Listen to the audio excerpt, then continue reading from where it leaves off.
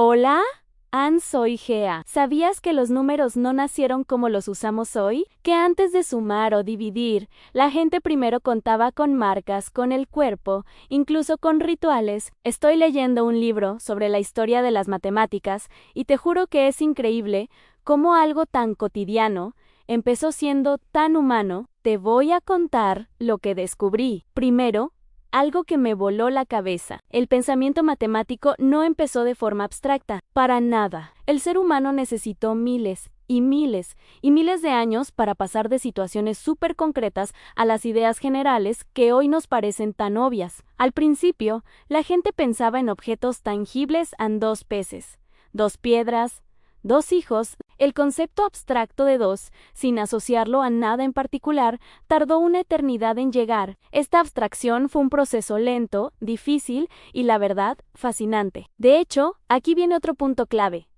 Los signos numéricos probablemente aparecieron mucho antes que las palabras para los números. Piensa en esto. ¿Qué es más fácil? ¿Hacer un par de marcas en un palo o en un hueso, o construir todo un lenguaje verbal complejo para expresar cantidades? Es mucho más directo y universal hacer un símbolo visual que explicar una cantidad con frases. Por eso, muchos sistemas de numeración antiguos usaban marcas, muescas, nudos en cuerdas o símbolos simples. Mucho antes de tener un vocabulario numérico sofisticado, primero dibujamos el número y después aprendimos a decirlo. Y claro, cuando por fin desarrollamos el lenguaje, este condicionó por completo la forma en que contamos. Hoy en día, casi todas las lenguas modernas usan un sistema de base 10, pero esto no fue algo inevitable. De hecho, existieron culturas que contaban en base 5 o en base 20, usando los dedos de las manos y los pies. El triunfo del sistema decimal que usamos hoy se consolidó cuando el lenguaje ya estaba bastante formalizado y estructurado. Por ejemplo, ahora decimos 17, que viene de 10 y 7. Una estructura clara de base 10. Nadie dice 5 y 5 y 5 y 2. Bueno, casi nadie. Esta forma de organizar los números con el lenguaje fue un paso gigantesco. Este camino de lo concreto a lo abstracto se ve muy claro en cómo surgieron las palabras numéricas. Al principio, las expresiones para contar estaban siempre ligadas a objetos específicos. Podía existir una palabra para decir 2 mazorcas, otra para 2 peces y una totalmente distinta para 2 armas. La idea de que una sola palabra, como 2, pudiera representar cualquier conjunto de 2 objetos, sin importar cuáles fueran, fue una construcción cultural enorme. Demuestra que el número abstracto, esa idea pura, 100% humana, no es algo con lo que nacemos, sino algo que inventamos y aprendimos como sociedad. Y hablando de cosas concretas, ¿de dónde crees que salieron las primeras unidades de medida? De nuestro propio cuerpo. Palmo, pie, codo, pulgada. ¿Te suenan? Todas estas unidades antiguas provienen de partes del cuerpo humano. Esto confirma 2 cosas. Primero, que la matemática nació pegada a la experiencia física, a la necesidad de medir nuestro entorno con las herramientas que teníamos más a mano a nosotros mismos. Y segundo, que lo abstracto, como la idea de un metro estándar, vino mucho, mucho después de lo práctico y lo corporal. Ahora, la gran pregunta, ¿por qué surgió la matemática? La explicación tradicional, la que todos hemos oído, es que apareció para resolver necesidades prácticas. La gente necesitaba contar el ganado, medir tierras para la agricultura, repartir cosechas o construir cosas. Y tiene todo el sentido del mundo, si lo piensas un momento, pero hay una hipótesis alternativa, una visión más antropológica que me parece increíblemente poética. Algunos estudios sugieren que el acto de contar pudo surgir en contextos completamente diferentes, en rituales religiosos.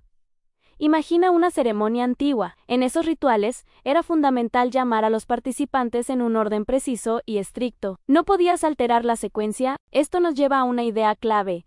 Es muy posible que el número ordinal, es decir, primero, segundo, tercero, apareciera antes que el número cardinal, el de contar objetos en 1, 2, 3. Primero necesitamos ordenar personas en una fila sagrada, y solo después empezamos a contar cuántas cosas teníamos. Si esta hipótesis es cierta, las consecuencias son enormes. Si la numeración nació ligada a rituales, podría haber tenido un origen local único. en una cultura específica, y desde ahí haberse difundido a otras regiones del mundo. Esto explicaría muchas cosas que vemos en diferentes culturas. Por ejemplo, la división casi universal de los números en pares e impares, y la asociación simbólica de los números impares con lo masculino y lo activo, y los pares con lo femenino y lo pasivo. También explicaría por qué persisten tantos mitos y supersticiones numéricas en muchísimas culturas. El número no sería solo una herramienta, sino algo con un poder simbólico y sagrado desde su mismo origen. Y eso es lo que estaba leyendo hoy. Me encanta pensar que las matemáticas no nacieron en pizarras ni en aulas aburridas,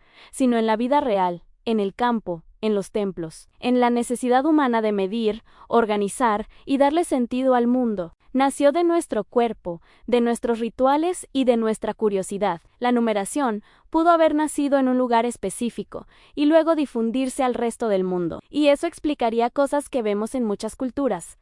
La división de los números en pares e impares, la asociación simbólica de los impares con lo masculino y los pares con lo femenino. También explicaría por qué existen tantos mitos y supersticiones numéricas. El número no era solo una herramienta, era algo simbólico y casi sagrado. Si te gustó este video, dale like, suscríbete y compártelo. Así seguimos descubriendo juntos la increíble historia de las matemáticas. Nos vemos en el próximo.